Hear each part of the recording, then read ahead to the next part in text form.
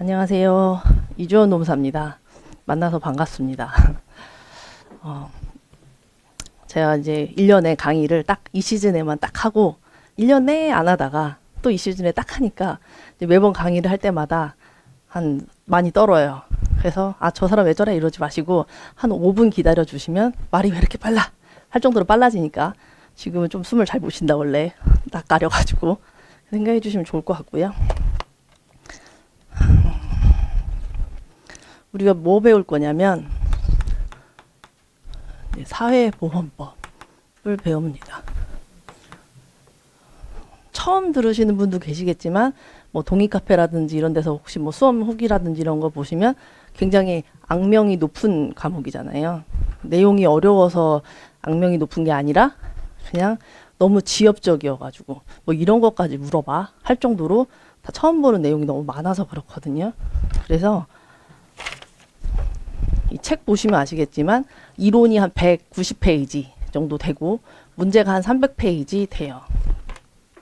그러면 190페이지가 다른 과목 대비 많지는 않거든요. 많지는 않은데 다 따로따로 떨어져 있는 내용이다 보니까 좀 외우실 게 좀 많다 정도로 생각을 하시면 좋을 것 같고, 문제는 한 300페이지 정도 좀 넘는데 뭘 기준으로 먼저 볼 거냐. 보통 OX에서 기출 이렇게 교재는 되어 있지만 이 내용이 어떻게 되어 있는 거냐면 이게 기출이에요. 기출은 뭐 저기서 날 수도 있고 여기저기 날 수는 있지만 어쨌든 핵심적인 기출이 있는 거잖아요. 그 기출이 이만큼이면 이론은 한 이만큼이에요. 이게 이론이에요. 물론 이제 뭐 빗나가서 나오기도 하죠. 뭐 시행규칙에서 나온다든지 하면 이 정도거든요. 그러면 OX는 이 정도예요. 무슨 얘기냐면 제일 먼저 뭐 해야 되겠어요? 이제 이론을 가볍게 이제 스킵하면서 이런 내용들이 있구나라고 분명히 공부를 하실 거고, 이제 그 다음에 기출에 가서 내가 봤던 게 이렇게 나오네. 맞추고 틀리고는 하나도 안 중요하고요. 몇 점인지 하나도 안 중요하고 각 지문이 법조문 그대로 실어놓은 거거든요. 다행히 우리는 판례가 나오지 않아요. 안 나온 지 한참 됐어요. 그러니까 판례는 신경 안 쓰셔도 되고 그 조문 그 자체를 나오면서 거기에 있는 숫자라든지 뭐 날짜라든지 이런 것들을 바꿔서 또는 채워라 이런 문제들이 다 나오는 거예요. 그래서 OX를 할 때는 기출이랑 이론 부분에 있는 거 말고도 이제 플러스 알파를 넣어놓은 것들이 있는 거예요. 그러면 이거를 반드시 알아야 되냐? 그렇지는 않죠. 그럼 뭐부터 해야 돼요? 기출부터. 아까 얘기한 것처럼 기출은 지엽적인 것도 있지만 핵심 중에 핵심 매번 나오는 것들이 있어요. 그거를 작년에 40문제화 되기 전까지는 사실 기출만 딸딸딸딸 외우고 들어가도 50점에서 60점을 받았었어요. 실제. 지금 여러분들은 그렇게 이제 그런 방식으로는 이제 준비하면 안 되긴 하지만 내가 기출이 이제 중요하지 않대 라고 하면서 자꾸 그 외의 것들을 공부를 하시거든요. 그러면 이 기출은 사실 그냥 던져주는 문제잖아요. 이거는 그냥 맞춰야지 최소한 하고 주는 문제인데 그것도 못 맞추고 여기에서 맞추게 되면 뭐가 문제가 되냐면 사실 우리 시험 범위는요 이만큼이에요. 그럼 갑자기 불안하시죠. 시험 범위가 이만큼인데 왜 이만큼밖에 안 적어놨어? 라고 생각하시잖아요. 이게 다 뭐냐면 시행 규칙이라든지 시행령들이에요. 지금까지 다 법 중심으로 문제가 나왔었고 거기에 시행령을 섞었었어요. 거기에 이제 100점 맞으면 안 되잖아 라고 하면서 이제 한두 문제 시행규칙으로 던져줬던 것들이 있었던 거예요. 그걸 위해서 이걸 맞출 거냐. 저도 매번 교재 이제 할 때마다 출근할 때마다 고민을 해요. 어디까지 양 늘릴 거냐. 특히 40문제 늘어났을 때도 그럼 얼마나 더 늘려야 되지? 불안하니까요. 문제 나왔을 때 내 책이 없으면 어떡하지? 이런 생각 하잖아요. 그러면 그것 때문에 이만큼을 더 늘릴 거냐. 2배가 돼야 되거든요. 책이. 그러면 여러분들이 그 2배 늘어난 것만큼 교재에 있으니까 맞추겠냐? 저는 그렇게 생각하지 않는 거죠. 우리는 이것만 공부하는 게 아니잖아요. 분명히 다른 2차 준비도 할 테고 1차 준비도 하는데 사회보험법에 그렇게 많은 시간을 투입할 수가 없어요. 그래서 줄인 거예요. 이만큼으로.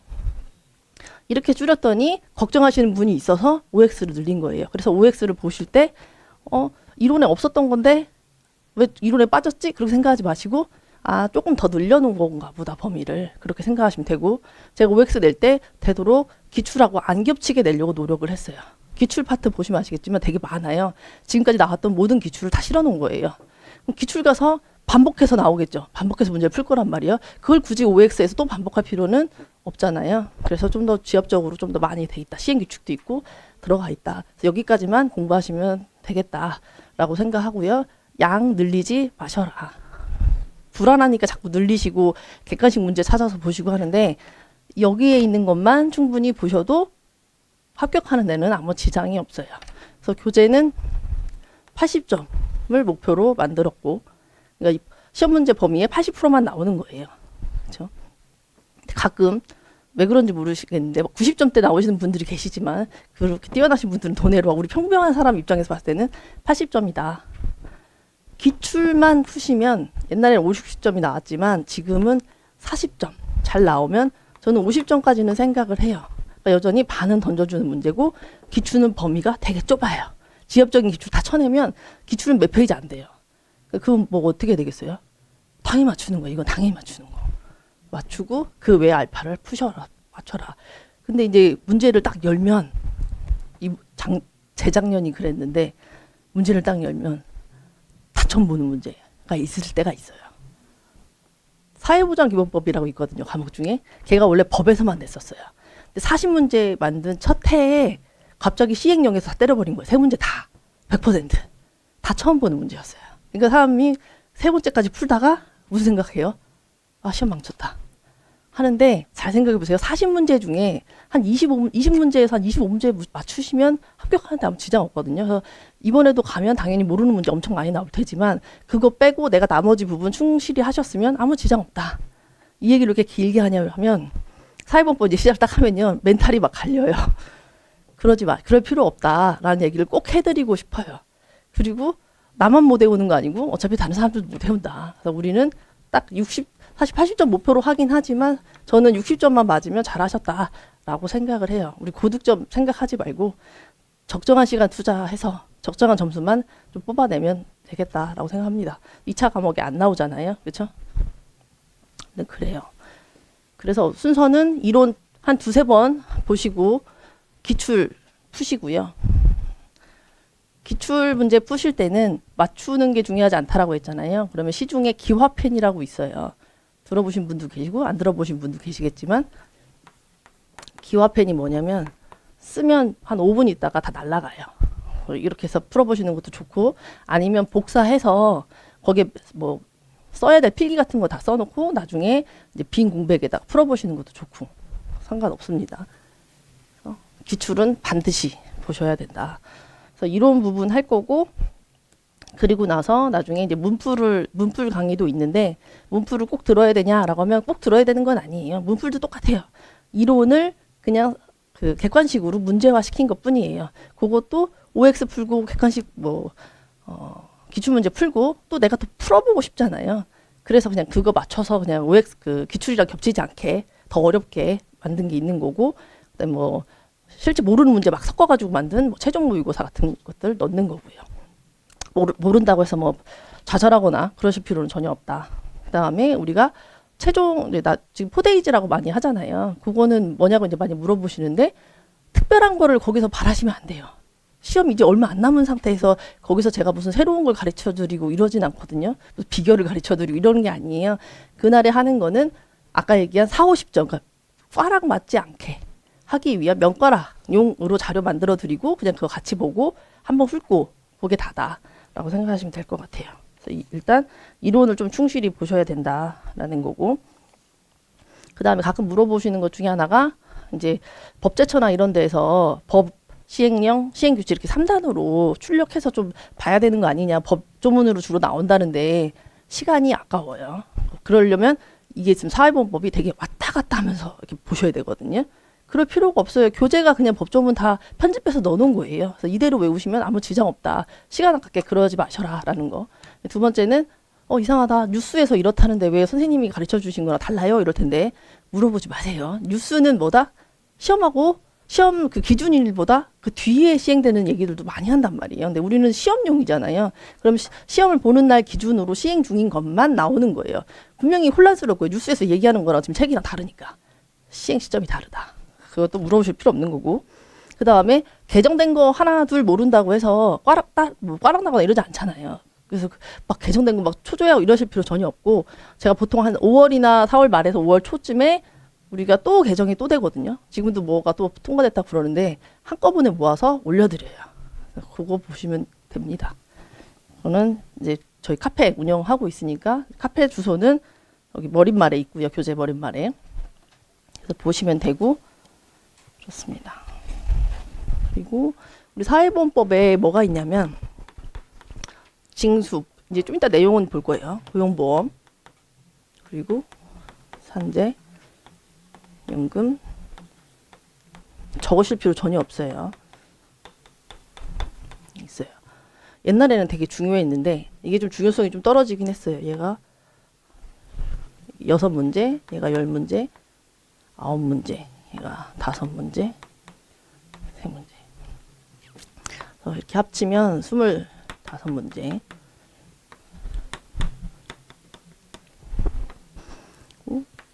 이게 한 62.5% 정도 돼요. 그리고 얘가 30% 정도. 이거는 왜 얘기를 꺼내냐면 이 징수법이 고용보험료 그리고 산재보험료, 우리 사회보험법 배우는데 보험이잖아요. 보험은 뭐예요? 평상시에 내가 보험료를 내고 나한테 보험사고가 발생하면 혜택을 받는 거, 보험급여를 받는 게 보험이잖아요. 그 보험에 대해서 배우고 있는데 그 우리 사회보험법에 있는 보험들이 고용보험법, 산재보험법, 연금보험법, 건강보험법이 있는 거예요. 그 중에서 고용보험 사업을 운영하려면 돈이 필요하잖아요. 그래서 보험료를 걷어요. 고용보험료, 산재보험 사업 운영하기 위해 산재보험료 이런 거 걷잖아요. 그 보험료의 징수에 대한 것만 따로 떼다가, 여기 막 섞여 있으니까 업무 처리하기 힘들다 이거예요. 그래서 따로 떼다가 징수법을 만들었어요. 여기서 말하는 징수법에서의 보험은 고용보험하고 산재보험이겠죠. 그래서 빼서 징수법을 만들었다는 얘기는 얘가 다 무슨 과목이란 얘기예요? 같은 애들이란 얘기예요. 그렇죠? 걔가 25문이고 62.5%예요. 그러면 우리가 여기서 제 목표는 뭐냐면 여기서 한 17문제 정도 맞추는 거예요. 17문제 정도. 그리고 얘는 연금하고 건강은 옛날에는 같은 비율로 나오다가 40문제화 되면서 건강의 중요성이 좀 더 높아졌어요. 근데 사실 건강이 훨씬 어려워요. 훨씬 어렵고 교재가 사실 진짜 시험 범위에 30%도 안 들어가 있어요. 그럼 왜 그렇게 했어요? 그것만 맞춰도 지금까지는 아무 문제가 없었거든요. 아까 얘기했잖아요. 중요한 것만 하자고. 거기서 계속 나왔어요. 그러다가 한 문제 정도 뭐 범위 밖에 벗어나도 아무 지장이 없었거든요. 마찬가지예요. 우린 여기서 어떻게 할 거냐면 6문제만 맞출 거예요. 근데 연금이 맞추기가 더 쉬워요. 제가 무슨 막 원칙 같은 거 만들어드리고 두 문자 만들어드리고 막 그러면 얘는 다 적용이 돼요. 얘만 혼자 용어도 다르고 따로 혼자 막 놀아요. 독립적으로. 법 만든 사람이 달라서 그래요. 얘가 좀 어려운데 욕심 안 부리고 우리는 반만 맞출 거예요. 반만. 그 얘기는 법에 좀 더 많이, 법을 더 많이. 왜냐하면 제가 이렇게 40문제 바꾼 다음에도 기출문제 이렇게 쭉 보면요. 건강은 공부했어도 못 맞추는 범위에서 자꾸 내요. 왜 그런지 모르겠지만 자꾸 그렇게 내요. 공부했어도 못 맞추는 범위를. 아주 지엽적인 데를. 그러니까 그거를 맞추려고 공부를 한다고 해서 이걸 다 맞출 수 있을까? 못 맞춘다고 저는 보는 거예요. 그래서 반만 맞출 거다. 그 다음에 사회보장기본법은 옛날에는 제가 마지막 날 택시 타고 가면서 무조건 보셔야 되는 게 이거예요. 그래서 얘가 제일 중요했었어요. 왜? 법에서만 나오고 범위도 9페이지밖에 안 됐어요. 정말 점수 먹어야 된다라고 했는데 40문제 되면서 비율이 너무 줄어드는 거예요. 그러면서 시행령까지 나오면서 맞추기가 되게 까다로워졌어요. 그래서 얘는 약간 세모예요. 그래서 저는 목표는 사실 한 문제 맞추자예요. 얘는 어떻게 그럼 한 문제를 맞출 거냐? 그 9페이지 정도에 나와 있는 게 거의 법이거든요. 한 20% 정도만 시행령이고 그 80% 달달달달 외우면 한 문제에서 사실 두 문제까지 맞출 수 있는데 내용이 어렵지는 않아요. 계속 똑같은 패턴으로 나와요. 얘는. 그래서 기출문제 나중에 보시면 사실 이거는 보면 맞추겠는데 할 정도로 되게 쉽게 나와요. 그래서 얘는 조금 건강보다는 쉬우니까 좀 하시는 걸로 해서 요 정도 맞추면 60점 이상 맞는데 아무 지장이 없습니다. 이게 제 목표예요. 그 관점에서 이제 공부를 좀 할 거예요.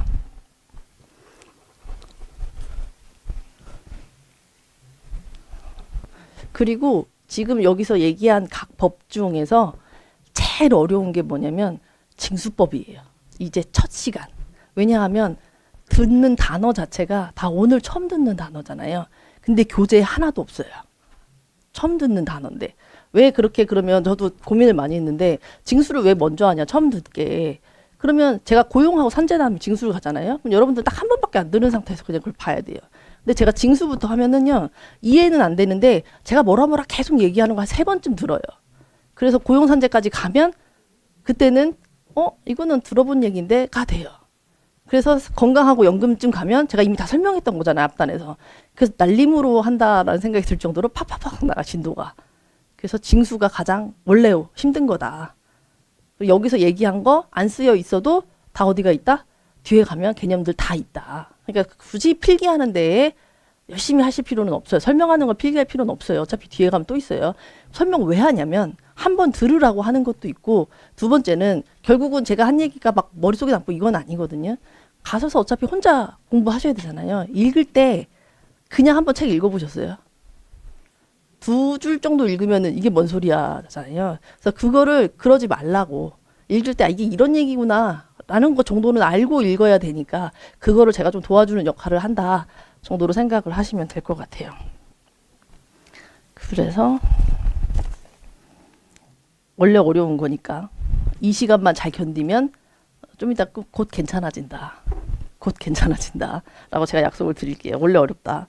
진도도 여기서 제일 늦게 나가요. 그냥 그런가 보다라고 생각하시면 될 것 같아요. 법의 제목부터 볼게요. 법의 제목부터. 고용보험하고 산업재해보상보험 처음 다 듣잖아요. 그렇죠? 그 보험 2가지 보험에 이 보험료 징수에 관한 법률이래요. 그래서 이건 아까 얘기한 것처럼 제가 필기 그냥 줄여서 쓸게요. 안 중요하니까. 우리 사회보험에 대해서 얘기하고 있잖아요. 아까 얘기해서 우리 나중에 사회보장 기본법 배울 건데 사회보장 우리가 만약에 태어나서 죽을 때까지 되게 여러 가지 사회적 위험에 처하거든요. 뭐 출산도 사회적 위험이고 노령 또 뭐 직장을 잃는 거라든지 일하다 다치는 거라든지 뭐 일하다가는 아니지만 질병에 걸린다든지 하는 게 다 사회적 위험이라고 생각을 해요.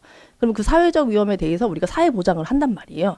그 중에서 국가가 보험의 형태로 내가 사회적 위험에 대해서 대처해 줄게 라고 하는 거예요. 그러면 사회보험의 책임은 이제 국가 책임이에요. 제가 설명하는 거는 다 쓸데리 없는 말이 없고 적지는 않으시지만 다 시험 문제에 나오는 말들을 하고 있다라고 생각을 해주시면 돼요. 다 어딘가에 흩어져 있는 얘기들을 모아서 제가 얘기해 드리는 거예요. 이거는 사회보장 기본법에 나중에 한 번 더 나올 거예요.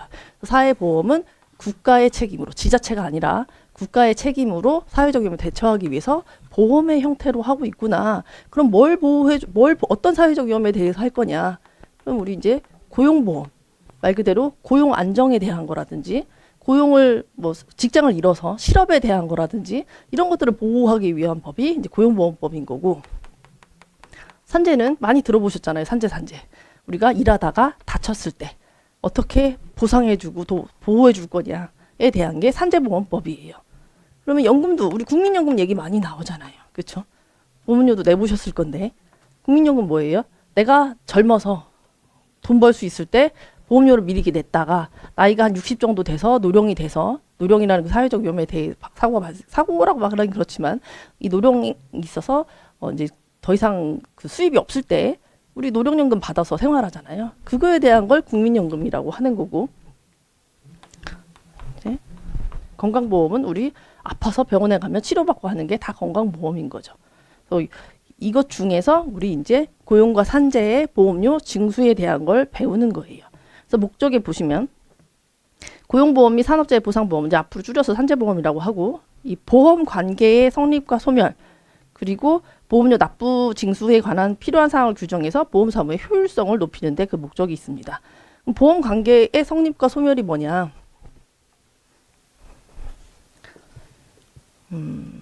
국가 책임으로 한다라고 했었잖아요.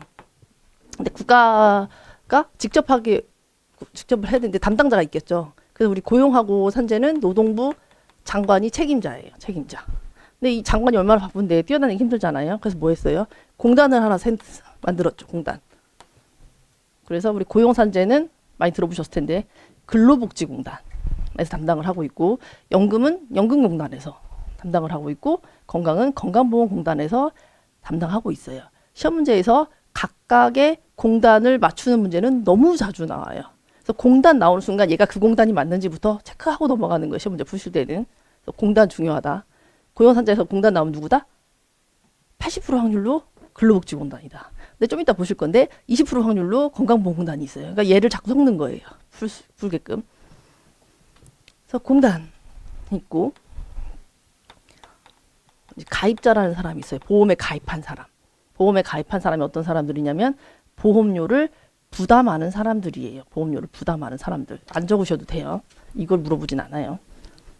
근데 앞으로 설명하려고 하다 보니 그냥 써는 것 뿐이에요. 그리고 피보험자라는 게 있어요. 이 사람이 보호받는 사람이에요. 가입자가 보호받는 사람이 아니라 이 사람이 보호받는 사람이에요. 그래서 이 사람한테 일어난 보험 사고에 대해서, 뭐 산재면 산재 이렇게 사고에 대해서 공단이 보험 혜택을 줘요. 우리 혜택을 앞으로는 뭐라고 부를 거냐면 보험 급여라고 부를 거예요. 그리고 가입자는 아까 보험료를 부담하는 사람이라고 했었잖아요. 공단에 내는 거죠. 그래서 얘를 보험료라고 해요. 가입자와 피보험자는 같을 때도 있고 같지 않을 때도 있어요. 하지만 누가 가입자인지 누가 피보험자인지는 이제 외우셔야 돼요. 각 나오면.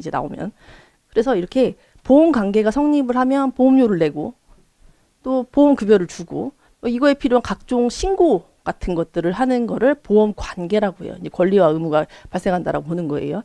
그래서 보험 관계에 대한 신고도 다 꼭 가입자가 한다기보다 고용산재 같은 경우에는 이제 사업주가 하겠죠. 그 의무가 사업주한테 부여되어 있기 때문에.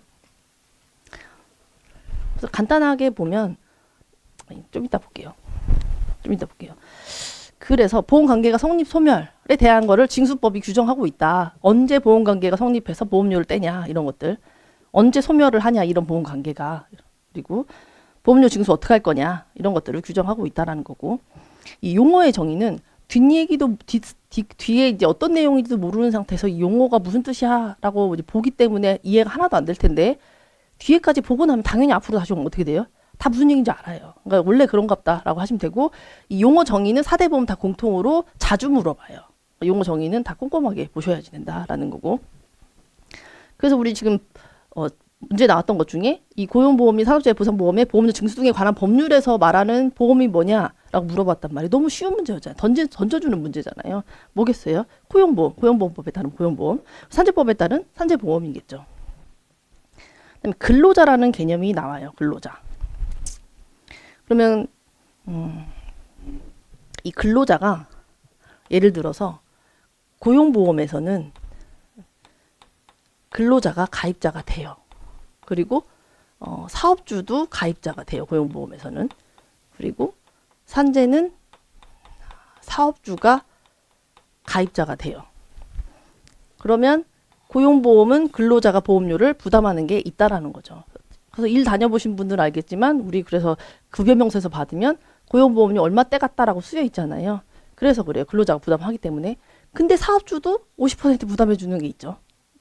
그래서 사업주도 고용보험에 가입자가 되고, 산재보험 같은 경우에는 사업주만 100% 다 부담해요. 그래서 우리 명세서에 보면 산재보험료 얼마 뗐다라는 얘기가 없잖아요. 그렇죠?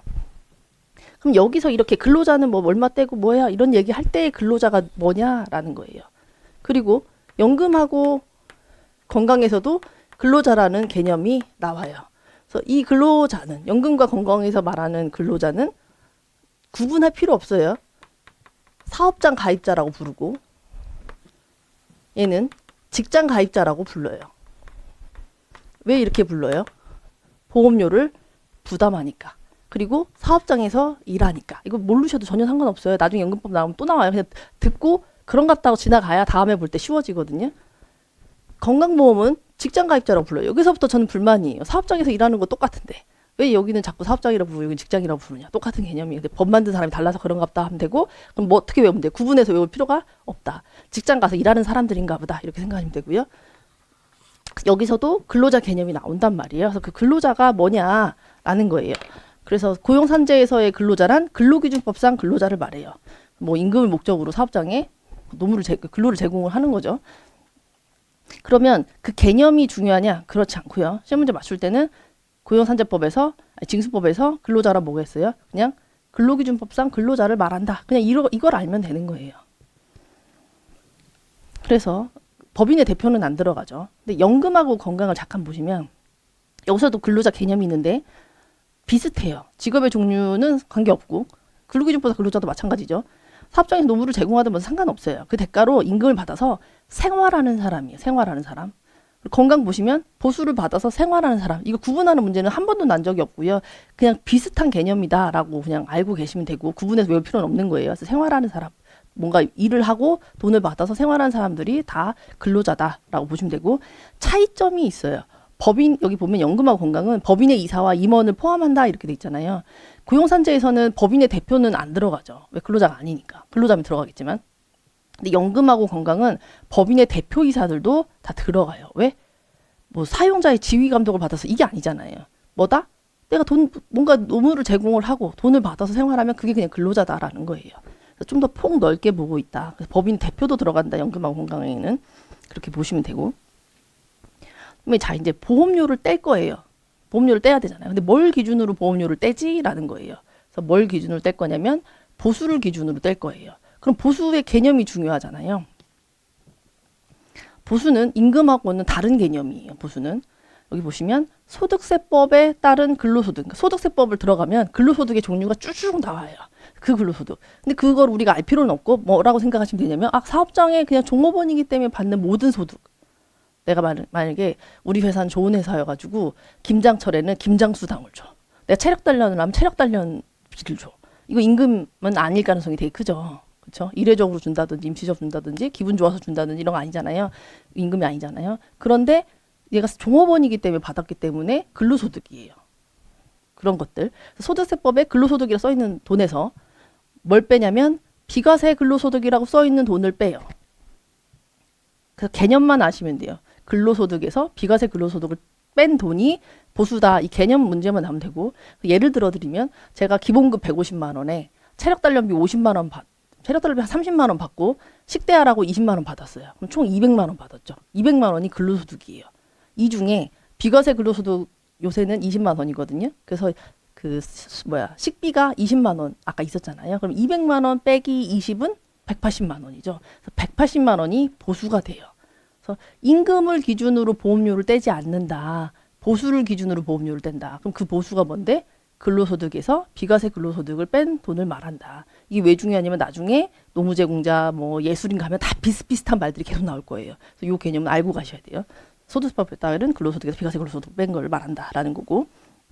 그런데 이게 내가 사업장에 소속돼서 사업장에서 받는 돈이잖아요. 근데 봤더니 사업장에서 돈을 안 주는 경우에도 보수를 보겠다라는 돈이 있어요. 어떤 거냐면 고용보험료를 징수할 때 근로자가 휴직이나 비슷한 상태에 있는 기간에 보시면 사업주 외자로부터 받는 금품 중에 고용노동부 장관이 고시하는 금품은 보수로 본대요. 이 고시하는 금품이 뭐냐면 바로 노조 전임자가 받는 노조로부터 받는 돈을 말해요. 이 문제 안 나와요. 이 표현 안 나와요. 이 그냥 여기 책에 쓰여 있는 문장이 시험 문제로 나오는 거지. 뭐 노조 전임자 받는 돈 이런 예시 안 나와요. 필요 없어요. 어쨌든 그런 거다라는 거예요. 그럼 보면 노조에서 줬으니까 사업주 외자죠. 노조 업무를 한다고 준 거잖아요. 근데 그러면 이게 보험료를 안 뗄 것 같은데 그것도 보수로 봐서 보험료를 떼겠다라는 거예요. 그래서 휴직이나 비슷한 기간에 사업주 외자로 받은 금품 중에 고용노동부 장관이 고시하는 금품은 보수로 봐요. 우리 지금 징수법 하고 있고 징수법에 관할하는 사람, 관장하는 사람은 누구냐면 노동부 장관이에요. 연금하고 건강을 관장하는 사람은 보건복지부 장관이에요. 앞으로 수도 없이 나와요. 고용산재, 노동부 장관, 연금건강, 보건복지부 장관. 그러면 여기 징수법에서 고시 나오면서 누가 했어? 라고 할 때 누구예요? 노동부 장관이에요. 근로복지공단이 고시하는 거 없어요. 노동부 장관이 고시합니다. 고용산재는. 연금건강에서 고시 나오면 누구예요? 보건복지부 장관. 그렇게 외우고 가셔야 돼요. 그 다음에 보수가 있으면 좋은데 봤더니 자료가 없어진 거예요. 사업장 이전을 하든 뭐 폐기가 됐든 명확하지 않든 간에 없으면 그럼 못 뗄 기준이 없어졌잖아요. 그럼 보험료를 안 뗄 거냐? 그래도 떼겠다라는 거예요. 그럼 뭘 기준으로 뗄 건데 해서 미리 기준 보수라는 걸 만들어 놓고 보험료를 떼요. 연금이나 건강 같은 경우에는 우리 아까 연금, 건강 들으면 무슨 생각해요? 직장에서 일하고 있지 않은 사람도 우리 지역가입자로서 보험료 납부하시잖아요. 부담하시잖아요. 그 얘기는 고용산재는 원칙적으로 사업장에서 일하는 사람들만, 근로자만 대상으로 한다면 연금하고 건강은 근로자 아니더라도 그냥 전 국민 대상으로 하잖아요. 보통. 그래서 그런 사람들은 직장 뭐 보수 관련 자료가 명확하지 않거나 뭐 사업장이 자꾸 이전해서 뭐 찾지 못하거나 이러면 어떻게 하면 돼요? 지역가입자로서 보험료 떼면 돼요. 별로 관심이 없죠. 근데 고용산재는 일하는 사람들한테만 받는 돈이니까 꼭 사업장에서 꼭 받아야 되거든요. 그래서 기준보수라는 걸 만들었다. 이렇게 생각하시면 돼요. 그래서 어떤 경우에 쓰냐 기준보수는 폐업이나 도산 등으로 근로자나 예술인 노무 제공자. 우리 고용산재는 근로자를 원칙으로 하지만 지금 뭐 전 국민의 고용보험 뭐 적용하겠다 막 이런 얘기 나오는 것처럼 좀 영세하거나 좀 보호의 필요성이 있는 사람들에 대해서 고용보험법을 자꾸 확대 적용하고 있거든요. 그래서 예외적으로 이렇게 예술인 같은 경우에는 고용보험을 적용시켜주고 노무제공자도 고용보험 노무제공자랑 산재보험 노무제공자 이렇게 적용을 시켜주고 있어요. 이런 사람들의 보수나 보수액을 산정 또는 확인하기 곤란한 경우, 보수 관련 자료가 없어요. 또는 명확하지 않은 경우들, 그리고 사업의 소재지를 파악하기 곤란한 경우. 우리 연금건강 같은 경우에는 사업의 소재지를 파악하기 곤란하면 적용을 제외시켜버려요. 안 쫓아다니겠다라는 거예요. 지역가입자로 떼면 되니까. 근데 고용산재는 사업의 소재지 파악하기 곤란하면 기준보수를 기준으로 떼겠다라는 거고. 동그라미 4번에 예술인이나 노무제공자의 보수액이 기준보수보다 적은 경우, 단기 예술인, 단기 노무제공자는 이 동그라미 4는 적용하지 않는다. 이건 뭐냐면 예술인은 내가 지금 당장 돈 버는 게 중요한 게 아니라 내가 인정받고 싶고 내가 예술활동 하고 싶어 하는 사람들이잖아요. 근데 이제 이게 잘 인지도가 낮은 사람들은 돈도 되게 조금 주고 하잖아요. 그래서 노무제공자도 내가 뭐 약간 프리랜서처럼 좀 하고 싶고 이런 사람들이잖아요. 좀 자유롭게 좀 하고 싶고. 근데 그런 사람들은 소득이 적을 수밖에 없어요. 물론 많은 사람도 있겠지만 적을 수 있는데 그러면 적다라고 해서 적은 거 기준으로만 보험료를 걷어두면 실제 이 사람의 보호 필요성이 발생했을 때 보험급여가 너무 적은 거예요. 그래서 어떻게 해요? 기준보수보다 적으면 그냥 기준보수만큼은 보험료 내라라는 거예요. 나중에 혜택 받을 때 최소한의 최저생활은 보장할 수 있게 해줘야 되니까 이 정도는 내라라고 해서 이 사람들의 보수액이 기준보수보다 적은 경우에도 기준보수를 적용한다라는 거고, 기준보수는 이 고용노동부 장관이 고시하는 금액을 보수 또는 보수액으로 할 수 있다. 그래서 보험료를 부과하겠다라는 거고요. 그럼 이 기준보수는 어떻게 결정이 되냐? 우리 각 보험마다 고용보험, 산재보험, 연금, 건강마다 그 중요 사항을 심의하는 위원회가 있어요. 각각의 그 보험료를 심의하는. 그 중에 고용보험 같은 경우에는 그걸 고용보험위원회라고 불러요. 그래서 고용보험위원회의 심의를 거쳐서 시간 그리고 일, 월 단위로 정합니다. 보수니까 시간급도 있고 일급도 있고 뭐 월급도 있을 수 있잖아요. 그래서 시간, 일, 월 단위로 정해요.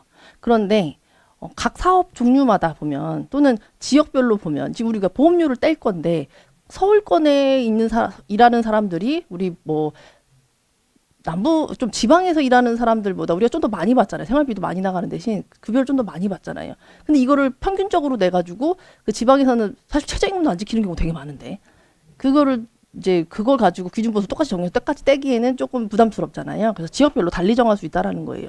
사업 종류도 마찬가지예요. 제조업이라든지 건설업이라든지 뭐 양봉업이라든지 이런 데 보면 다 종류마다 뭔가 평균적인 급여가 다를 텐데 기준보수로 일괄적으로 떼는 건 옳지 않다라는 거죠. 그래서 사업의 종류별 또는 지역별로 구분해서 정할 수 있다라는 거고. 그래서 구체적으로 살펴보면 통상근로자로서 월정액으로 보수를 받는 거. 이게 일반적인 근로자죠. 그래서 통상적인 근로자가 월급을 받잖아요. 그래서 월정액으로 보수를 받는 근로자는 월 단위로 정해진 기준 보수를 적용을 해요. 그리고 단시간 근로자, 짧게 일하는 근로자라든지 시간급 근로자, 돈을 시간 단위로 받는 거죠. 1급 근로자, 하루 단위로 돈을 받는 사람들이죠. 단시간 근로자, 시간급 근로자, 1급 근로자는 시간 단위 기준 보수를 적용을 해요. 시간 단위, 뭐 1 단위 아니고 시간 단위. 그런데 여기 보시면 주당 소정 근로 시간을 실제 근로한 시간으로 봐서 시간 단위 기준 보수를 적용한대요. 이 단시간, 시간급, 1급 이런 사람들은 근무가 되게 불규칙적이잖아요. 그렇죠? 일할 수도 있고 안 할 수도 있고 조금만 일할 수도 있고. 근데 그거를 일일이 공단에서 파악하기 너무나 어렵죠. 그래서 이렇게 주당, 하루당 아니고요. 일주를 말해요. 주당. 주당 소정근로시간. 소정근로시간은 뭐예요? 실제 우리가 앞으로 이렇게 일하기로 하자라고 약속한 시간이잖아요. 그리고 보통 이런 시간들은 근로계약서에 쓰여 있거든요. 그러니까 공단에서는 이렇게 하는 거죠. 근로계약서 제출해. 그럼 그거 기준으로 그냥 하겠다라는 거예요. 그걸 실제 근로한 것처럼 봐서 실제 근로한 걸 따지지 않겠다라는 거고요. 그래서 주당 소정근로시간을 실제 근로한 시간으로 봐서 시간 단위 기준 보수를 적용하겠다라는 거고. 그런데 봤더니 이 사람이 시간급인지 일급인지 잘 모르겠다라는 거, 명확하지 않다라는 거예요. 또는 근로계약서도 안 썼어. 뭐 몇 시간 일하기로 정한 것도 없어. 그래서 주당 소정 근로시간을 확정할 수 없는 경우라든지, 또는 예술인이나 노무제공자는 어차피 최소한의 생활이 보장된 만큼의 기준으로 해서 보험료를 뗄 거니까 굳이 시간 단위로 정할 필요가 없잖아요. 그래서 이런 사람들은 월 단위 기준 보수를 정합니다.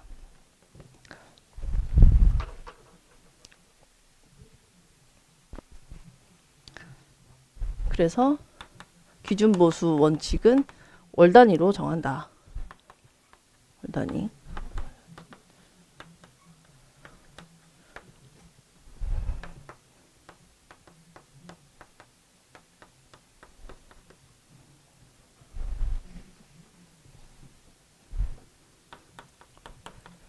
그리고 단시간, 시간급, 1급 근로자 같은 경우에는 시간 단위로 정한다라는 거고.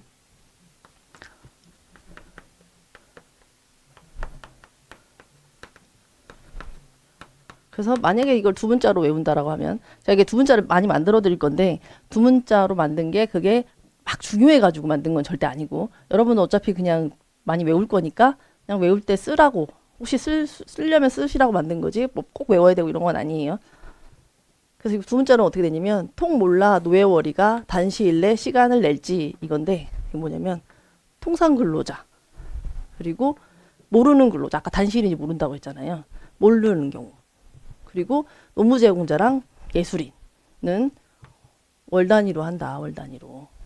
그리고 단시간, 시간급, 1급은 시간 단위로 한다. 그래서 이렇게 외우시면 될 것 같아요.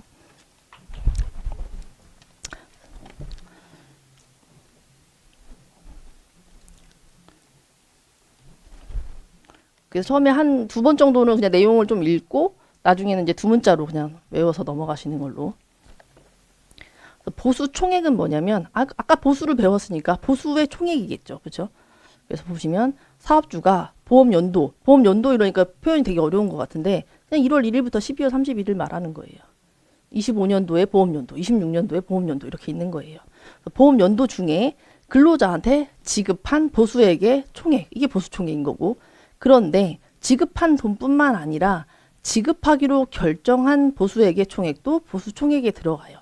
어떤 경우냐면 근로자가 입사를 해요. 7월 1일 날 입사를 해서 앞으로 12월 31일까지 얼마 받기로 했냐면 매월 100만 원씩 받기로 했어요. 그러면 600만 원이잖아요. 나누기, 그러면 600만 원이 보수 총액인 거예요. 나중에 이제 배우시겠지만 이 600만 원 가지고 뭐 평균 보수를 만들어서 이거 가지고 보험료를 떼거나 이제 이렇게 되는데, 보수 총액은 이제 600만 원인 거죠. 그 사람의 보수 총액은. 근데 24년도에 입사한 사람은 25년도에 보수 총액은 얼마겠어요? 25년도 1월 1일부터 25년도 12월 31일까지 받은 돈. 그게 보수 총액이에요. 그 다음에 발주자, 원수급인, 하수급인. 이것도 계속 자주 물어보죠. 개념을.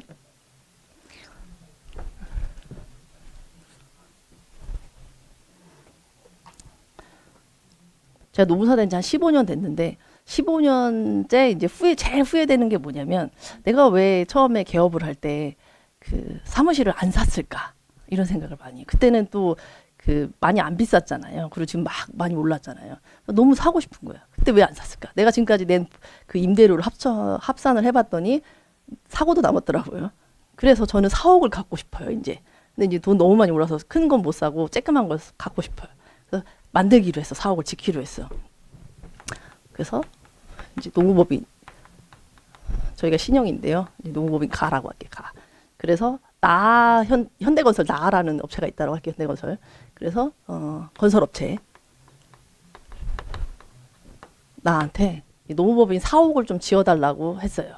그래서 여러분들은 나중에 노무사 되시면 꼭 개업하실 때 사십시오. 풀 대출 받아서. 이자 내도 그게 그거더라고요. 그래서 아무튼 그래서 이 노무법인이 여기한테 4억을 지어달라 내가 돈 뭐 예를 들어서 1억을 줄게라고 했어요. 그런 관계를 뭐라고 그래요 우리가? 아니 그런 걸 도급이라고 하죠. 제가 그리고 얘를 뭐라고 불러요? 내가 발주했잖아요. 이 공사를 발주했다고. 얘가 발주자예요. 근데 우리나라 건설업체들 보면 이 나업체가 받아가지고 혼자 짓냐? 그렇지 않잖아요. 보면 야 땅은 너 C 네가 파. A죠 A. 땅은 네가 파고 벽은 네가 짓고 골조는 네가 짓고 여기 계단은 네 C가 하고 뭐 이렇게 창틀 이런 건 뭐 D가 하고 내부 뭐 벽지 바르는 거라든지 이런 거는 뭐 E가 해. 이렇게 할 수 있잖아요. 그렇죠? 그러면 얘는 이제 얘가 발주자고 얘는 수급인인데 도급 관계에서 일을 받아서 하는 걸 수급인이라고 하고 얘가 다시 뭐 A, B, C한테 이렇게 줬다고 칠게요. 그럼 또 C가 인테리어를 받아가지고 야 벽지는 네가 좀 해라고 해서 뭐 D한테 이렇게 넘겼다고 칠게요. 그러면 얘하고 얘도 도급 관계죠. 그렇죠? 얘를 뭐라고 불러요? 얘도 일을 받아서 하니까 수급인. 얘도 일을 받아서 하니까 수급인. 이렇게 불러요. 그런데 이렇게 많은 수급인 중에 처음 발주자한테 일을 처음 받은 사람이 있을 거잖아요. 우리 원조자, 원조. 그래서 원수급인이라고 해요. 일을. 원수급인. 처음 받은 사람 일을. 그리고 이 원수급인한테 일을 받은 사람을 하수급인이라고 해요. 하수급인. 근데 이제 시험 문제 잘 나오는 게 뭐냐면 일부만 간 경우는 어떻게 돼? 전부 다 준 경우는 어떻게 돼? 이렇게 물어보거든요. 일부든 전부든 상관없어요. 도급관계에서 일 받았으면 하수급인인 거예요. 이 하수급인이 또 얘한테 줬어요. 일부를 또 떼다가 일부든 전부든 그냥 또 하수급인이 있겠죠. 그래서 얘네들은 하수급인이다. 시험 문제 자주 나왔는데 자주 틀리신 게 뭐냐면 원수급인한테 받은 것만 하수급인처럼 생각을 하시는데 그렇진 않고 화수급인한테 받은 하수급인도 하수급인이다. 일부만 아니라 전부든 일부든 상관없다. 받았기만 하면 하수급인이다. 이렇게 보시면 돼요. 그래서 보시면 발주자부터 근데 발주자가 직접 수행하는 경우가 있어요. 이거 보면 제가 이렇게 봤더니 땅 파는 건 너무 쉬워 보이는 거예요. 제가 근로자 갑을병정을 사다가 아니라 고용해서 직접 땅을 막 팠어요. 그러면 지금 우리 이거 원수급이냐 하수급이냐 왜 살펴봤냐면 우리 노동법상 책임은 예를 들어서 여기에 갑이라는 근로자가 있어요. 이 갑에 대한 노동법상 책임은 누가 져요? 이가 지죠. 근데 지금 우리 뭐 배우고 있냐면 징수법 배우고 있어요. 보험료를 징수하는 법.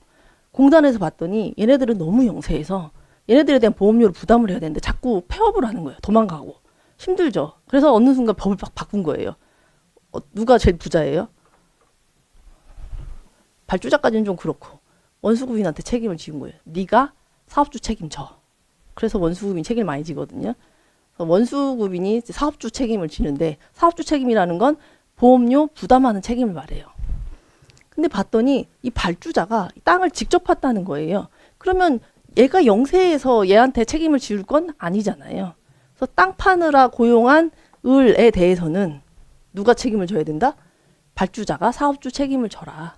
직접 고용했으니까 라는 얘기예요. 그래서 원래는 징수법상 책임을 발주자가 지진 않는데 직접 수행했다라고 하면 그 공사 전체에 대해서 책임을 지는 게 아니라 해당 부분에 대해서만 원수급인으로 봐서 사업주 책임을 지우는 거예요. 해당 부분에 대해서만. 원수급인은 최초로 사업을 도급받아서 행하는 자를 원수급인이라고 하고요. 하수급인은 원수급인으로부터 그 사업의 전부 또는 일부를 도급받아서 하는 자뿐만 아니라 그 자로부터 그 사업의 전부 또는 일부를 도급받아서 하는 자, 그 도급을 또 받은 거예요. 그 경우도 전부 다 하수급인에 들어간다. 이거 되게 자주 나오기 때문에 구분하시면 좋을 것 같고요. 그다음에 정보통신망 보시면 무슨 법에 따른 뭐다라는 시험 문제는 정말 이렇게 문제를 내다가 낼 게 없어서 내는 게 그런 문제거든요. 그래서 대부분 맞아요. 대부분 맞는데 근데 한 번 틀리게 낸 적이 있긴 있어요. 2017년도에. 그러면 이제 여러분들이 모르는 파트에서 그런 문제가 딱 나왔다. 그럼 여러분들은 어떻게 해요? 찍는 거지. 뭐라고? 맞겠거니. 틀리면 그건 어쩔 수 없는 거예요. 그것까지 못 외우니까. 그래서 어쨌든 무슨 법에 따른 뭐다 이렇게 물어보면 그거는 그냥 모를 때는 찍는다. 뭘로? 적용된다. 그거다. 그거 맞는 거다라고. 맞는 지문이다라고. 그러니까 지금 이거 정보통신 얘기를 했는데 계속 이런 것들이 나오거든요. 그런 거 얘기한 거예요. 정보통신망 보시면 정보통신망 이용 촉진 및 정보 보호 등에 관한 법률에 따른 정보통신망을 말한대요.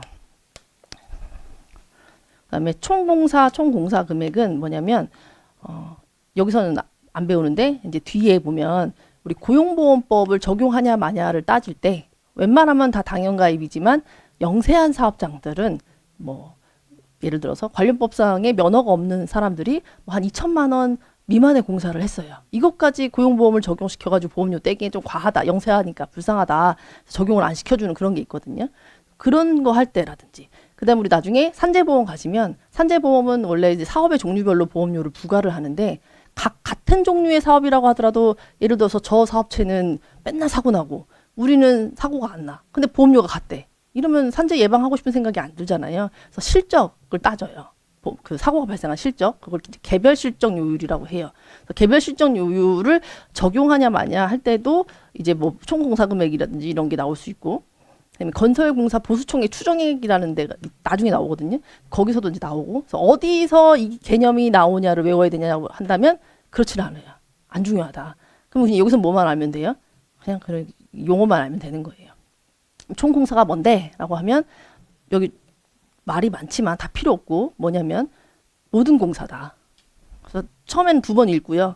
옆에다가 모든 공사, 관련된 모든 공사 그거 읽고 넘어가시면 돼요. 한 번만 읽을게요. 건설공사에서 최종 목적물을 완성하기 위해서 하는 토목공사라든지 건축공사라든지 그 밖에 공작물의 건설공사뿐만 아니라 그 건설물을 개조한다든지 보수, 수선하는 거죠. 변경한다든지 해체한다든지 하는 공사. 그리고 그 공사에 가까이 공사를 하기 위한 준비공사, 마무리공사. 모든 공사가 다 총공사구나. 표현에 다 쓰여 있잖아요. 총공사라고. 그 다음에 총공사 금액은 뭐냐면 실제 들어간 돈이 아니고요. 계약서에 쓰여 있는 도급 금액. 얼마에 이걸 하자, 1억에 하자라고 했으면 그 1억이 총공사 금액이에요. 근데 봐서 좀 내가 그 도급 금액을 좀 낮추고 싶어가지고 재료는 내가 내줄 테니까 뭐 이건 좀 가격을 좀 깎아줘 이럴 수 있잖아요. 그러면 그 재료를 시가로 환산한 돈까지는 들어간다. 총공사 금액에. 라는 거. 상시근로자수도 어디 들어가는지는 별로 중요하지 않지만 나중에 이제 뭐 안정직능보험료 나중에 나올 건데 고용안정직업보험료 거기서 나온다든지 뭐 개별 실적료율 뭐 이런 거에서 나와요. 근데 그거 중요하지 않고 상시근로자수 볼게요. 상시근로자수 말 그대로 상시적으로 사용하는 근로자의 수를 어떻게 산정할 건데 라는 거예요. 두 가지 경우로 나눠서 해당 보험연도 전에 사업이 시작된 경우 만약에 우리가 지금 26년인데 26년에 상시근로자수를 산정해야 돼요. 봤더니 이 사업체는 뭐 한 재작년에 설립된 사업체야. 그러면 우리 26년보다 전에 설립된 데잖아요. 그럼 어떻게 할 거냐? 전년도, 25년도죠. 매월 말일 현재의 근로자 수의 합계를 전년도의 조업 개월 수로 나눠요. 그러니까 매달 근로자 수가 다를 수 있잖아요. 매달. 예를 들어서 8월, 9월, 10월 이 사업체가 25년도에 설립이 됐어요. 아니죠. 지금 26년도 관점에서 보는 거예요. 25년도에 설립돼서 보시면 전년도 매월 말일 8월 31일에 몇 명 쓰나 봤더니 10명. 9월 말일에는 8명. 10월 말일에는 6명. 11월에 6명. 12월에 10명 썼다고 할게요. 그러면 이거를 다 더하라 라는 거예요. 언제를 기준으로? 각각의 말일을 기준으로 해서 다 더했더니 이제 50명이죠. 맞나요? 40명. 그렇죠? 그러면 40명. 이 사업체를 봤더니 조업 말 그대로 사업체 운영한 그 개월 수가 5개월이잖아요. 5로 나누면 8. 그러면 이 사업체는 그냥 평균적인 매월의 근로자 수가 8명이다 라고 보는 거예요. 그런데 이 상시 근로자 수가 여러 군데 쓰일 건데 그 중에서 다른 데는 다 전년도에 그냥 매월 말일 기준으로 합산해서 봤는데 산재보험료율 결정 특례 산재 나오면서 날짜를 물어볼 때 잘 모르겠어 찍어야 돼 라고 하면 6월 30일이에요. 찍을 때 기준이 고용보험 9월 30일 찍으면 되는데 산재는 찍을 때 6월 30일이거든요. 어쨌든 아까 개별 실적에 따라서 보험료율이 달라질 수 있는데 그때 이제 상시 근로자 수를 볼 건데 언제부터 언제까지를 볼 거야라고 할 때 전년도 7월 1일부터 기준연도에 6월 30일까지를 산정 기간으로 합니다. 요거는 몰라도 되는데 보통 이제 3월 달에 우리가 나중에 계산학점보험료 신고하고 막 이러거든요. 그런 거 다 끝난 다음에 뭔가 계산을 할 거야. 그 뒤에 업무를 좀 할 거야. 그래서 좀 늦춰놨다 그냥 생각을 하시면 돼요. 그래서 7월 1일부터 6월 30일까지가 산정 기간이다. 1일부터 12월 31일까지가 아니라. 보험연도를 보통 1월 1일부터 12월 31일로 하는 이유는 정부의 회계연도를 따른다라는 규정이 있는데 정부의 회계연도 자체가 1월 1일부터 12월 30일이라서 그렇거든요. 그래서 대부분 그렇다 보시면 될 것 같고. 건설업은 자꾸 사람이 오락 들락날락 많이 하잖아요. 그래서 이렇게 건설업에서 근로자 수를 산정하기가 확인이 곤란한 경우 얘는 어떻게 할 거냐. 전년도의 공사 실적이 얼마나 되나 봤더니 1억 어치 매출을 올렸어요. 그러면 1억에 전년도 노무 비율. 이 노무 비율이 뭐냐면 노동부 장관이 미리 발표를 해요. 고시를 해요. 1억짜리 공사를 하려면 건설업 같은 데서는 봤더니 한 30% 정도는 인건비로 지출을 하더라.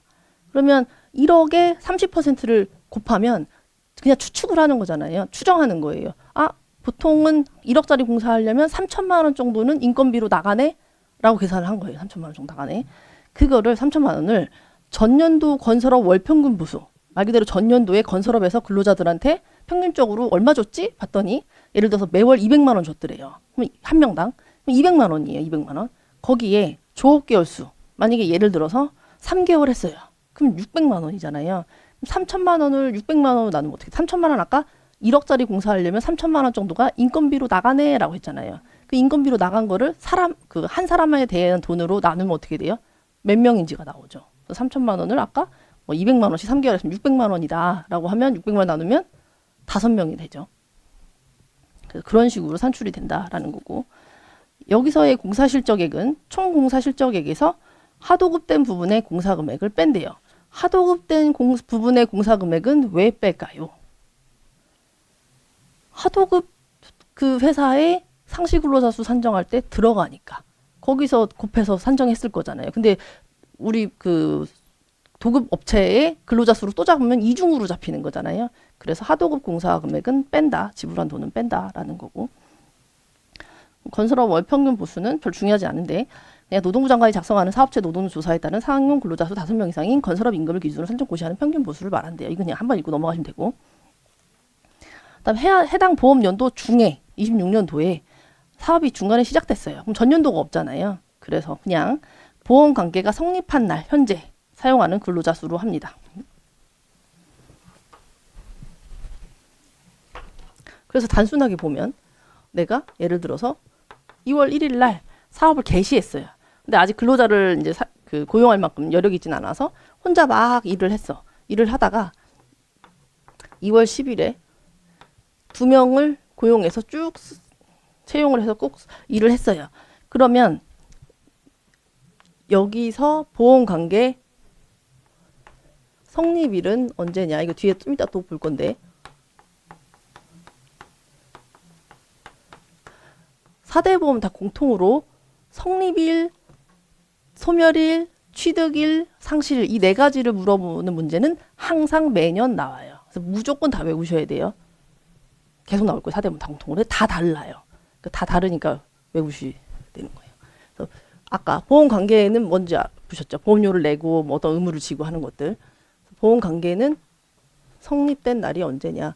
보통 법이 적용된 날로 해요. 이렇게 하는 이유는 좀 이따 더 볼 건데요. 4대 보험은 우리 국가 책임으로 한다라고 했었죠. 그러니까 사업주는 가입을 원하지 않고 근로자도 보험료 떼기 싫으니까 원하지 않는다고 하는 경우 되게 많지만 그 사람들의 마음은 중요하지 않아요. 왜냐? 강행보험이에요. 그냥 강제보험이에요. 강제. 그러니까 고용보험법이 적용되는 사업체, 산재법이 적용되는 사업체, 법이 적용되는 사업체는 다 보험관계가 성립을 해요. 그 법이 적용된 그 날에 성립을 해요. 계속 나와요. 계속. 무조건 외우셔야 돼요. 계속. 안 나오는 해가 거의 없어요. 그래서 법이 적용된 날, 그날에 적용되는 게 원칙이에요. 그럼 여기는 근로자를 고용하지 않고 내가 혼자 일했는데 고용하고 산재는 원칙적으로 누구를 대상으로 하는 법이에요? 근로자를 대상으로 하는 법이죠. 근로자를 고용하지 않았는데 보험관계가 성립하지 않았죠. 내가 근로자를 고용해야 비로소 법이 적용을 받아요. 고용법과 산재법. 내가 지켜야 될 의무들이 생기고 권리가 생기고 해요. 그래서 2월 10날이 보험관계의 성립일이 돼요.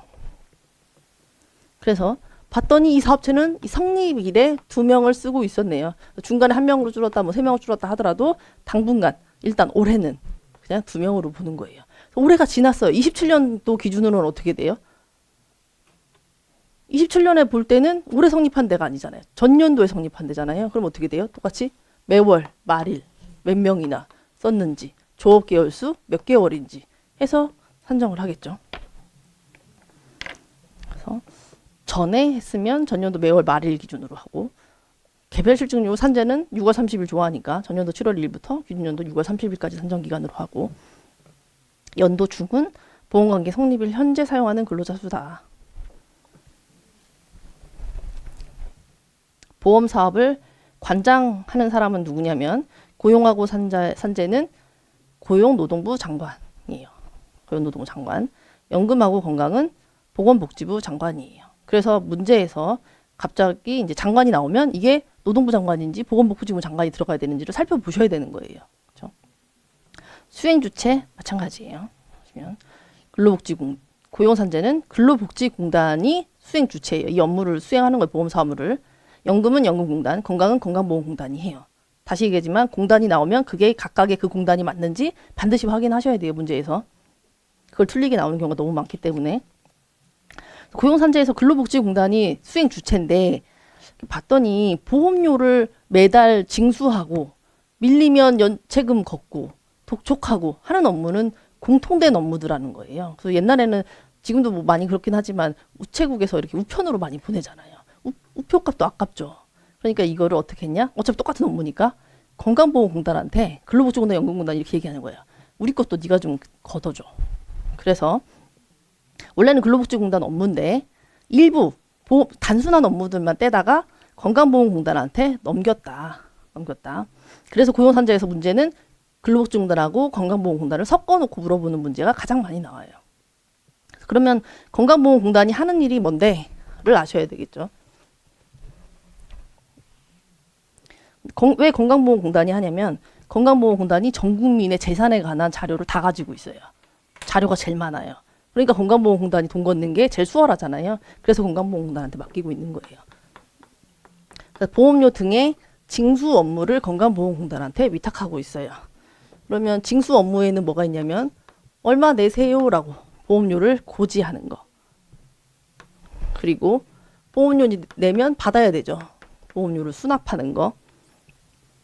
그리고 밀렸을 때 독촉하고 밀려서 이제 원래 다음 달 10일까지 내야 되는데 그냥 아무런 페널티도 주지 않으면 사람들이 계속 안 내려고 할 거잖아요. 밀리면 이제 밀린 거에 대한 연체금을 걷어요. 연체했다고 해서 연체금이거든요. 그래서 체납관리. 그러면 체납관리라고 표현이 나왔지만 문제에는 독촉이라든지 연체금 이런 얘기로 문제가 날 수도 있는 거죠. 체납관리. 요 세 가지다. 그래서 고지하고 수납하고 체납관리하는 거는 누가 하냐면 건강보험공단이 4대 보험 공통으로 얘가 다 위탁받아서 하고 있다라는 거. 그런데 고용하고 산재 보험료를 걷는 원칙이 뭐냐면 월별로 그러니까 매월 보험료 얼마 내셔야 됩니다 라고 부과하고 고지하는 거예요. 부과하고 고지하고 걷는 게 원칙이에요. 그런데 고용산재에는 예외적으로 계산보험료와 확정보험료라는 개념이 나와요. 안 적으셔도 돼요. 다 나중에 뒤에 다 개념 다 관련돼서 흩어져 있어서 그렇지 다 있어요. 계산보험료하고 확정보험료가 나와요. 개념은 안 적으셔도 되고 이런 표는 다 적어 놓으셔야 돼요. 표 같은 건. 왜냐면 모아놔야 나중에 한번 돌아서 다시 볼 때 그 표를 보고 외우시는 거거든요. 뜻은 각각에 가서 보시면 되고. 어쨌든 보험료 원칙이 뭐다? 월별로 부가고지해서 걷는 게 원칙이다. 월별 보험료가. 예외적으로 계산확정보험료라는 개념이 있는데 계산은 뭐냐면요. 보험료를 계략적으로 산정했다는 뜻이에요. 그럼 왜 계략적으로 산정하는데 우리 보수를 기준으로 해서 보험료를 걷는다라고 했었는데 건설업이라든지 이런 데서는 근로자가 계속 왔다 갔다 하고 막 너무 많이 왔다. 또 현장도 막 쬐끔해가지고 근로자 한두 명 있고 막 이러다 보니까 다 파악하기가 어려워요. 그 일 처리를 매달 거기 매달려 있기도 힘들고. 그래서 매년 그 3월 달에 우리가 올해 보수총액 추정을 해서 그 추정액으로 먼저 낼게 라고 하는 게 계산보험료예요. 근데 그거는 미리 계산 추정해서 낸 것뿐이잖아요. 지나고 나면 어떻게 돼요? 내가 몇 명 썼고 실제 돈 얼마 나갔고가 다 자료가 있죠. 확정해야 되잖아요. 확정보험료라고 해서 둘이 정산을 해요. 냈던 돈보다 확정된 게 많으면 추가로 내면 되는 거고 너무 많이 냈으면 돌려받으면 되겠죠. 그래서 계산 확정보험료라는 걸 사업주가 자진해서 매년 신고, 자진해서는 아니죠. 자기가 신고를 할 의무가 있어요. 3월 31일까지. 그래서 사업주가 신고를 해요. 얘는 공단이 부과하는 거고 연금하고 건강은 월별 보험료 부과가 원칙이에요. 그러니까 요것만 떼다가 건강보험공단한테 네가 좀 대신 해라 라고 넘길 수 있었던 거죠. 똑같으니까. 그래서 우리가 고지서를 받으면 이렇게 한 장에 고용보험료 얼마, 산재보험료 얼마, 건강보험료 얼마, 연금보험료 얼마 이렇게 한 장에 쓰여 있는 거예요. 예전에는 다 따로 나왔죠. 그러면 얘는 예외적인 거니까 건강보험공단이 뭘 알겠어요. 되게 어렵거든요. 업무 자체가. 모른단 말이에요. 그럼 누가 해야 돼요? 이걸 많이 물어보거든요. 누가 해야 돼요? 원래 하기로 한 사람. 그게 누구예요? 근로복지공단이죠. 원래 하기로 한 거예요. 건강보험 그냥 예외적으로 얘한테 시킨 것 뿐이잖아요. 원래대로 근로복지공단이 해요. 이 문제가 되게 자주 나와요. 근로복지공단이 한다. 그러면 자 확정보험료를 계산보험료야 추정해서 내는 거니까 그렇다고 쳐도 확정보험료가 되게 중요하겠죠. 확정적으로 신고 나중에 해서 정산하는 거니까 이거를 신고하지 않거나 허위로 신고하는 경우가 굉장히 많이 있거든요. 그러면 이거에 페널티가 없으면 또 대충 신고할 거니까 페널티를 만들어뒀을 거잖아요. 확정보험 제대로 신고하지 않으면 가상금이라는 게 나와요. 냈어야 될 보험료의 이제 10% 가상금이라는 게 나오는데 그럼 이 가상금 업무 누가 하겠어요? 이거를 건강보험공단이 하지 않는다니까. 얘는 월별 보험료에 대한 것만 여전히 근로복지공단이 하는 거예요. 근데 이걸 물어보면 자꾸 틀려요. 그러지 마시고 원래 그냥 근로복지공단이 하기로 했으니까 그냥 근로복지공단이 여전히 하는 거다라고 생각하시면 되고 또 거기 쓰여 있는 것 중에 산재보험 급여액 징수금 이런 표현이 있거든요. 이거는 뭐냐면 보험이니까 원래는 보험료를 평상시에 내다가 보험사고가 터지면 우리가 보험급여 받으면 되지. 이 보험급여 받았다고 우리가 보험회사에 다시 뭔가 토해내진 않잖아요. 허위로 받은 게 아닌 이상. 근데 이건 강제보험이기 때문에 토해내는 게 있어요. 어떤 경우에 토해내냐면 아까 공단 있고 뭐 예를 들어 산재보험 같은 경우에 사업주가 있을 거고 이렇게 근로자가 있겠죠. 그러면 근로자한테 산재가 발생했어요. 그래서 이렇게 보험급여를 줬네요. 그럼 원래 보험이니까 얘한테는 보험료만 받으면 되지 얘한테 뭔가 거두면 안 되잖아요. 또는 얘한테 거두면 되나요? 근로자가 뭐 안 줬으면 안 줬지 근로자한테 다시 걷어가는 건 허위로 가져가지 않은 이상 없잖아요. 얘랑은 관계가 없는데 이 사업주한테 받아가는 거예요. 왜? 이 보험급여 징수에 말 그대로 보험급여로 준 돈을 징수해 가요. 이 사업주한테. 이유는 뭐냐면 우리 보험관계가 성립을 하면 여러 권리 의무가 발생한다고 했고 그 의무 중에 하나가 이 보험관계가 성립했습니다 라고 신고해야 되잖아요. 신고 안 하면 공단에서 어떻게 알고 보험료를 부과를 하나요? 그렇죠? 그러면 예를 들어 이런 생각할 수 있어요. 내가 7월 1일 날 근로자를 고용했어. 그래서 쭉 하다가 7월 31일 날 근로자가 다친 거예요. 그래서 부랴부랴 8월 한 15일쯤에 보험관계 성립신고를 했어. 그러면 근로자는 신고 전에 다쳤으니까 혜택을 산재보험 급여를 못 받는다라고 생각하시는 분들이 되게 많거든요. 7월 1일 날 고용을 했고 7월 31일 날 사고가 발생을 했고 내가 8월 15일 날 성립신고를 했어요. 근데 만약에 이렇게 안 하고 이렇게 해볼게요. 1월 2일 날 고용했어요. 근데 이때까지 계속 보험료도 안 내고 성립신고도 안 했어요. 왜 그럴까요? 몰라서 그럴 수도 있지만 대부분은 뭐예요? 보험료 내기 싫으니까. 계속 미루다가 사고 터지니까 산재 때문에 신고해야 된대 라고 하니까 이제 성립신고를 이때 가서 한 거예요. 그러면 이걸 내비두면 다 이렇게 살 거잖아요. 다. 지금 보험료 잘 안 거치겠죠. 그래서 페널티를 이렇게 얘기하는 거예요. 근로자를 고용해서 법이 적용되면 성립 신고를 해야 돼. 언제까지? 14일 이내에 해야 돼. 라고 하는 거예요. 14일 이내 신고하지 않은 상태. 지금 훨씬 넘었잖아요. 상태에서는 나중에 신고하면 우리 공단이 근로자한테 1억 지급했다. 그럼 너 50% 네가 내. 라고 하는 거예요. 그렇게 하지 말라고.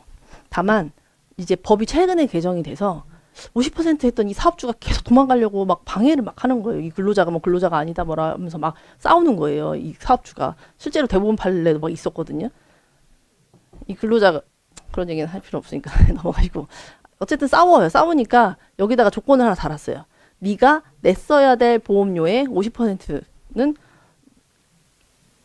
5배, 더 50%가 아니라 5배를 넘게 때리진 않을게 라고 상한선이 생겼어요.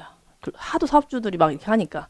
그래서 지금은 별게 아닌 게 됐어요. 이 50%면 예를 들어 5천만 원인데 이거 냈어야 될 보험료 예를 들어 한 명 덜 늦게 신고했으면 이거 100만 원도 안 될 거 아니에요. 그렇죠? 산재보험료 얼마 안 하거든요. 그래서 별 의미는 없게 됐지만 어쨌든 50%까지 부과를 해요. 자, 이런 케이스가 있고 이런 경우 있어요. 성립 신고는 했어요. 보험관계 우리 사업장이 보험관계가 성립을 했습니다. 라고 했는데 10명을 고용을 했는데 그중에 7명만 취득 신고를 하고 자 표현 잘 보세요. 제가 성립 신고, 취득 신고 이렇게 표현했어요. 여기 대응하는 개념이 소멸 신고, 상실 신고예요. 이거는 보험 관계 사업과 관련된 표현이고요. 다 구분해서 외우셔야 돼요. 그런 표현인 거고 취득과 상실은 근로자랑 관련된 표현인데 정확하게는 피보험 자격, 말 그대로 보호받는 자격을 취득했다, 상실했다 이렇게 표현하는 거예요. 그러면 아까 성립신고, 보험관계 성립신고 법이 적용됐다. 그럼 성립한다고 했잖아요. 적용된 날 그거는 14일 이내에 신고를 해야 되고 근로자는 고용을 하면 보통 다음 달 15일까지 신고를 합니다. 얘는 성립한 날로부터 14일 이내, 소멸한 날로부터 14일 이내 신고를 하고 근로자에 대한 건 다음 달 15일까지 신고를 해요. 다 안 적어 놓으셔도 돼요. 다 뒷부분에 또 나오긴 해요. 이런 신고를 했는데 10명 중에 7명만 신고를 하고 3명은 취득 신고를 안 했어요. 안 했어요. 그럼 뭐 하는 상태예요, 지금? 보험료를 미납하고 있는 상태죠. 그래서 보험료 미납 중에 이 사람이 사고가 난 거예요. 그러면 아까는 이제 보험관계 성립신고 자체를 안 해서 보험료를 아예 못 걷었으니까 너무 억울하니까 50%를 떼운다면 한두 명 이렇게 신고 안 해가지고 보험료 미납된 건 좀 과실이 적잖아요. 그래서 그거는 10% 공단이 근로자한테 지급한 돈의 10%를 사업주한테 징수해 가요. 그래서 산재보험 급여가 혜택이라고 했었죠. 산재보험 급여액을 징수해 간다고 해서 산재보험 급여액 징수금이라고 해요. 나중에 뒤에서 한 번 더 나올 거예요. 이거 누가 한다고요? 근로복지공단이 해야죠. 여전히. 그래서 공단이 중요하다. 공단이. 정보통신망을 이용한 신고 또는 신청 보시면 고용보험 및 산업재해 보상보험 및 보험료 징수 등에 관한 법률에 따른 신고나 신청은 당연히 인터넷으로 할 수 있죠. 그래서 노동부 장관이 고시하는 정보통신망, 이걸 고용산재 정보통신망이라고 하고요. 이용할 수 있다. 그럼 이렇게 인터넷으로 신고한 경우에 언제 신고된 것으로 볼 거냐라는 거예요. 왜 그러냐면 신고를 언제 했느냐에 따라서 페널티가 있잖아요. 보호받는 경우도 있고, 보험료 문제도 있고. 그래서 언제 신고된 걸로 볼 거냐? 입력된 때.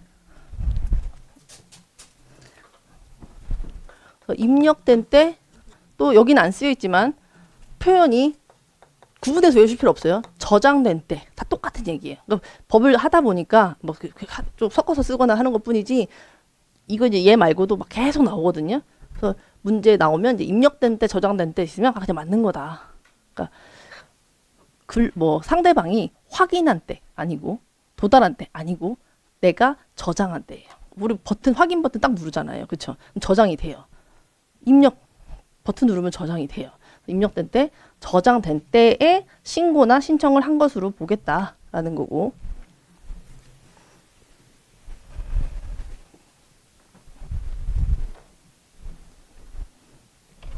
보시면 공단이 이렇게 있어요. 내가 있어요. 내가 뭐 사업주일 수도 있고 뭐 신고 의무자일 수도 있고 있어요. 내가 공단에 인터넷 이용해서 신고하고 팩스로 신고하고 직접 가서 신고하고 우편으로 가서 신고하고 다 가능한 거죠. 그렇죠? 내가 가서 하는 건 내가 그렇게 하고 싶은 거니까. 그렇죠? 다 가능해요. 내가 그렇게 신고하는 건.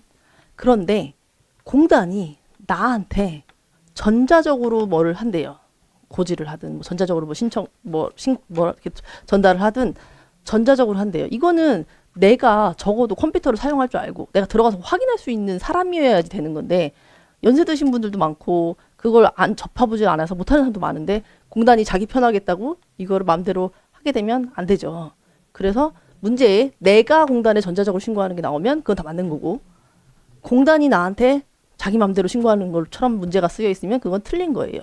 항상 뭐가 필요하다. 나의 표현은 중요하지 않아요. 동의든 신청이든 각각 뿔뿔이 이제 흩어져 있으면서 표현은 막 여기저기 중구난방으로 막 돼 있는데 다 모아서 이렇게 보면 결국은 나의 뭔가가 필요하다라는 거예요. 얘가 나한테 전자적으로 뭔가 통지를 해주려면. 그래서 그렇게 느낌으로 그냥 보시면 되고.